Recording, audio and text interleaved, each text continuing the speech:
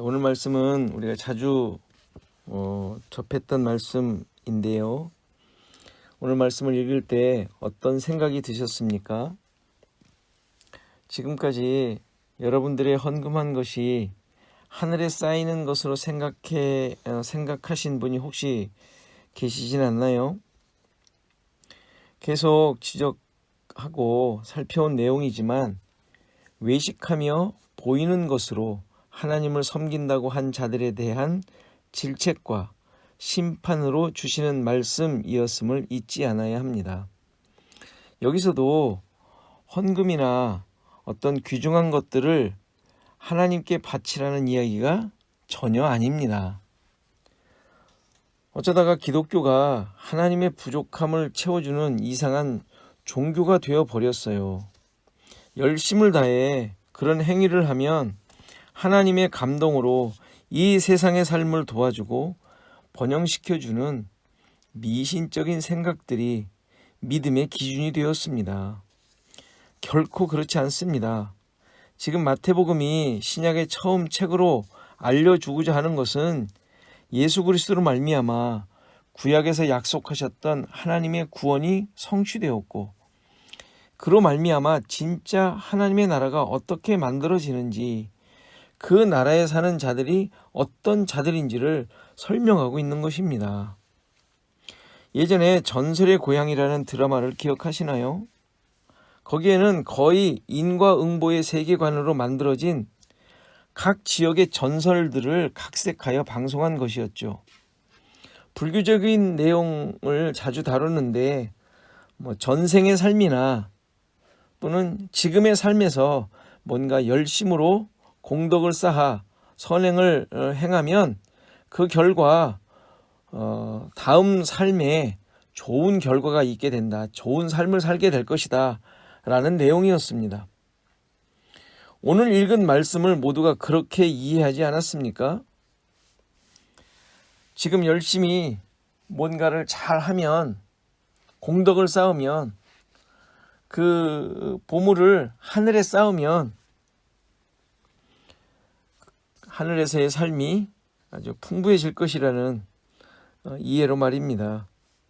거기에 하나님을 믿고 있다는 양념만 첨가된 것이죠.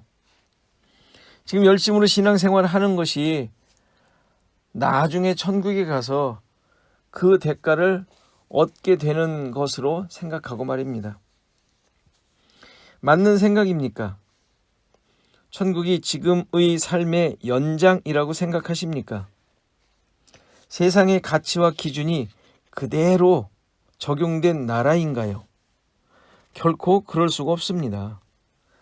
따라서 지금 예수님께서 말씀하시는 보물을 쌓는 것도 그러한 방식으로 이해해서는 안 됩니다. 땅에 쌓으면 썩고 없어지니까 하늘에 쌓아라. 그러면 거기에서 큰 복을 얻게 된다는 내용이 아닙니다. 21절에 나온 내 보물이 있는 곳에 내 마음도 있다는 말씀은 재물을 말함이 아닙니다. 우리는 여기서 보물의 의미와 함께 땅과 하늘의 개념도 잘 이해해야 합니다. 우선 성경에 나오는 보물의 의미를 성경 몇 구절 보면서 살펴보도록 하겠습니다. 먼저 마태복음 13장 44절을 보면 천국은 마치 밭에 감추인 보화와 같으니 사람이 이를 발견한 후 숨겨두고 기뻐하며 돌아가서 자기의 소유를 다 팔아 그 밭을 사느니라. 천국이 밭에 감추인 보화와 같다는 의미가 무엇일까요?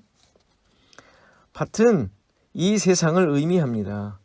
이 세상에 천국이 있지만 감추어져 있고 발견한 사람은 자신의 가진 것을 다 팔아서 세상을 사버립니다.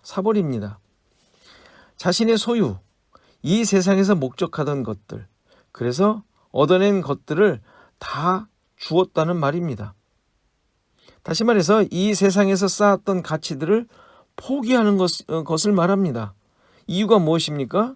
그 보화, 천국, 예수 때문이죠.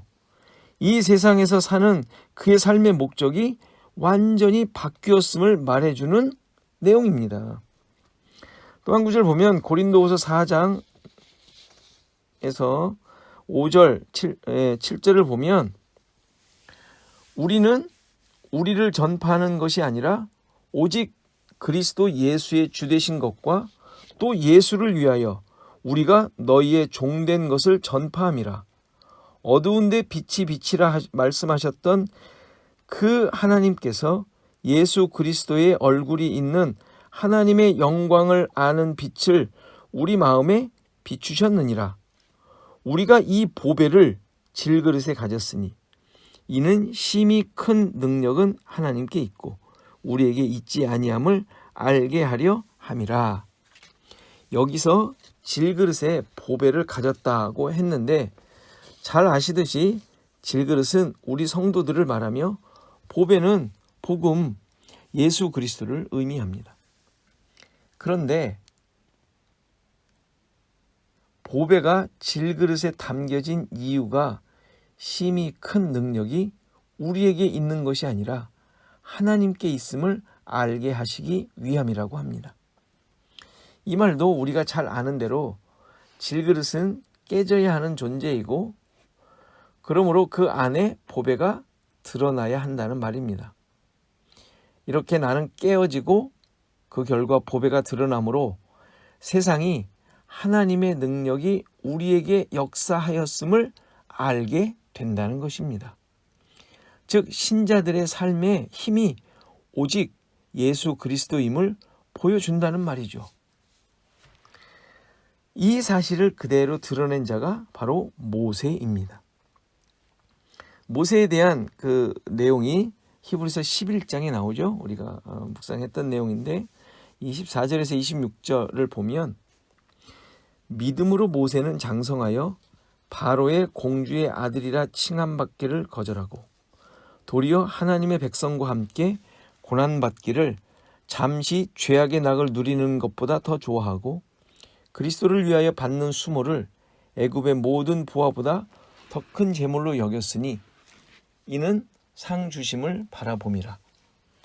바로의 공주의 아들이었지만 그러한 자리를 거절하고 하나님의 백성들과 함께 고난받기를 잠시 죄악의 낙, 이 죄악의 낙이라고 표현된 게 그 공주의 아들이라 칭함받는 것이죠. 이 잠시의 죄악의 낙을 누리는 것보다 더 좋아했다. 그리고 그리스도를 위하여 받는 수모, 이것은 공주의 아들이라 칭함받기를 거절한 내용이죠. 이것을 애굽의 모든 부하보다 더 큰 재물로 여겼다고 합니다. 여기서 대조된 것은 애굽의 모든 부하와 그리스도를 위하여 받는 수모입니다. 그런데 어떤 것이 더 가치 있고 큰 것으로 여깁니까? 뒤에 것이죠. 그리스도를 위하여 받는 수모. 자기가 가지고 있던 바로의 공주의 아들이라 칭함받기를 거절한 것. 다시 말해서 그가 지금까지 만들어온 세상의 가치와 영광, 자신의 생애를 다 지불하여 소유를 다 팔아버리는 것이에요. 자신이 가진 모든 것을 포기함으로 세상으로부터 나를 만들었던 것들보다 훨씬 더 가치 있는 것이 예수 그리스도다. 내가 이것을 선택했다고 드러내는 것입니다. 이 모습들이 보물을 땅에 쌓아두지 않고 하늘에 쌓는 것이라고 합니다. 세상의 것들, 나를 만들어내는 것들, 율법주의죠. 자기 만족, 자랑, 자기의 이런 것들을 위하여 살아가며 쌓은 자들에 대해서 지금 책망하고 있는 것이니까요. 보이는 것들로 보이는 것을 위해 힘쓰며 애쓴 자들입니다. 보이는 것으로 자기 만족을 채우는 것이 바로 율법주의 아닙니까? 율법을 주셔서 하나님께서는 죄인임을 보도록 하셨지만 그것으로 자신의 자랑과 의의를 만들어냅니다.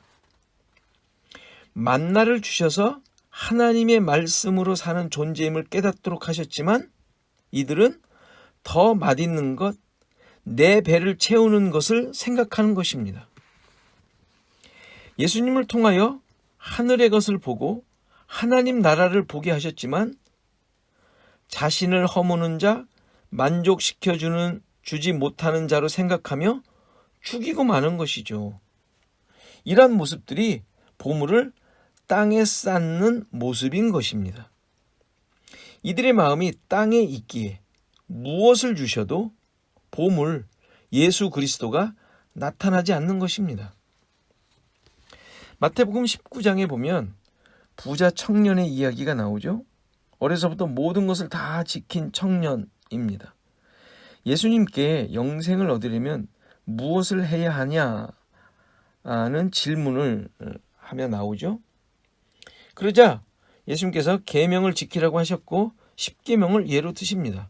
그래서 그 모든 것을 다 지켰는데 무엇이 부족하냐고 되묻습니다. 그러자 예수님께서는 내가 온전하고자 할진대 가서 내 소유를 팔아 가난한 자들에게 주라. 그리하면 하늘에서 보화가 내게 있으리라. 그리고 와서 나를 쫓으라 하고 하십니다. 그러자 청년이 어떻게 반응합니까? 재물이 많음으로 근심하여 갔다고 합니다. 이 청년이 가지고 있었던 것이 무엇입니까? 재물이 있었죠. 부함입니다. 그리고 풍부함이 있습니다. 그런데 그것이 자신의 자랑과 만족과 의의를 만들었을 뿐입니다.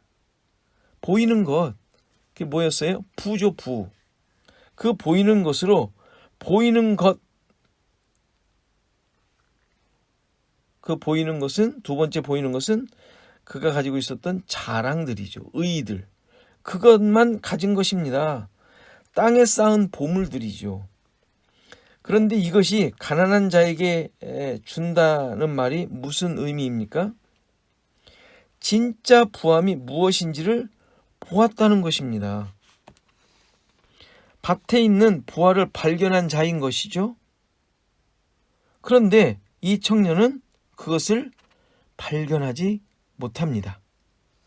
모든 계명이 이 청년에게 있었지만 이 계명으로 말미암아 이 땅에 자랑거리로 만들었지 하나님께서 목적하셨던 긍휼과 사랑, 은혜를 깨닫지 못했던 것입니다. 그러니까 그가 가지고 있었던 그 부함, 풍부함은 땅의 것밖에 되지 못한 것입니다. 하나님의 말씀이 주어졌지만 드러나는 것은 재물, 자기 의만 드러났던 것이죠. 이 모습이 좀과 동록이 해한다는 말의 의미입니다. 여기서 해한다는 말은 부패하다, 흐리게 하다, 보이지 않게 하다, 가치를 손상하다 라는 의미입니다.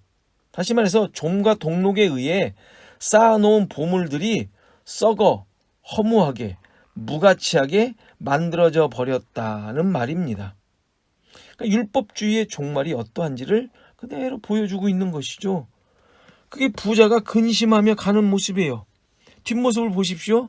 어마어마한 후광이 비치는 가진 것 많고 부유함이 있는 자이지만 그 뒷모습, 근심하며 가는 모습은 썩어져 허무하게 무가치하게 되돌아가는 모습인 것이죠. 그는 가장 중요하게 생각하고 있었지만 그가 가지고 있는 것, 실은 전혀 가치 없는 쓸데없는 것을 가지고 있었던 것입니다. 오늘 읽은 본문에서 나오는 도적은 누구입니까? 예수님께서 요한복음 10장에서 나보다 먼저 온 자는 다 절도요 강도라는 선을 그어 주셨죠. 그 도적은 당연히 율법주의자들을 말합니다. 그 의미가 뭐예요? 거짓 교사, 거짓 선지자들이니까 그들의 목적은 도적질이죠. 도둑질. 어떻게 하든지 하나님의 말씀을 통하여 뜻하신 바를 깨닫지 못하게 하고 땅의 것으로 그 가치를 드러내도록 가르치는 자들이에요. 그러니까 도적질이죠. 하나님의 말씀, 하늘의 것을 주어 주시지만 그것으로 채우지 못하고 다른 것으로 채우도록 하는 그런 자들이죠. 예수를 부인하고 십자가를 허무는 자들이죠. 세상의 영광과 가치에 삶의 목적을 두게 하는 자들입니다. 자, 그렇다면 보물을 하늘에 쌓는 것은 어떤 모습일까요? 여기서 하늘은 높은 데 있는 하나님이 계신 곳을 의미하는 말이 아닙니다. 하나님이 받으실 만한 것들을 드리는 것이 하늘에 쌓는 것이 아니라는 말이에요. 앞서서 읽은 고린도후서 4장 7절에 보면 보배를 담은 질그릇이 누구라 그랬어요? 우리들, 신자들이라고 했습니다. 그리고 이 보배가 질그릇에 담긴 이유가 뭐라고 했습니까? 능력의 힘이 큰 것이 하나님께 있고 우리에게 있지 아니함을 알게 하려 함이라고 했습니다. 무슨 의미입니까? 우리를 통해 반드시 하나님의 크신 능력이 드러나게 되어 있다는 말입니다. 우리의 삶이 내가 만드는 삶이 아니라 오직 예수 그리스도를 소유한 자들로 드러나도록 인도하신다는 말씀이에요. 이것이 하늘에 보물을 쌓는 것입니다. 무슨 대단한 일을 해내어 차곡차곡 쌓아 나중에 천국 가서 누리는 것이 아닙니다. 앞서 부자 청년에게 하신 말씀 중에 가진 재물을 가난한 자에게 나누어 주라고 하실 때 이런 말씀을 하시죠. 21절 마태복음 19장 21절을 보면 예수께서 이르시되 내가 온전하고자 할진대 가서 내 소유를 팔아 가난한 자들에게 주라. 그리하면 하늘에서 보화가 내게 있으리라. 그리고 와서 나를 따르라 하시니, 여기서 소유를 팔아 가난한 자들에게 주면 하늘에서 보화가 내게 있으리라고 하십니다. 이 권고가 당연히 구제하라는 말씀인데 단순히 도우라는 말씀을 하시는 것이 아니죠. 이런 구제 수많은 사람들이 하고 있죠. 그들도 그렇다면 하늘에 보화가 있을까요? 그렇지 않죠.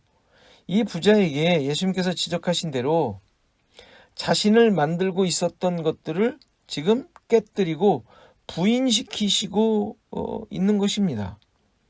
그의 인생을 허물어 버리시는 명령이었던 것이죠. 자신이 깨어지지 않으면 그 안에 진짜 보물 예수 그리스도로 채워지지 않으면 예수님을 쫓을 수 없다는 말씀을 하고 계시는 것이죠. 그에게 가득 채워져 있었던 게 뭡니까? 율법이었잖아요. 율법, 말씀. 근데 그 말씀으로 채워진 자아, 의, 그것의 증거로 나타난 부, 이런 것들이 깨어지지 않으면 예수님을 쫓을 수 없다.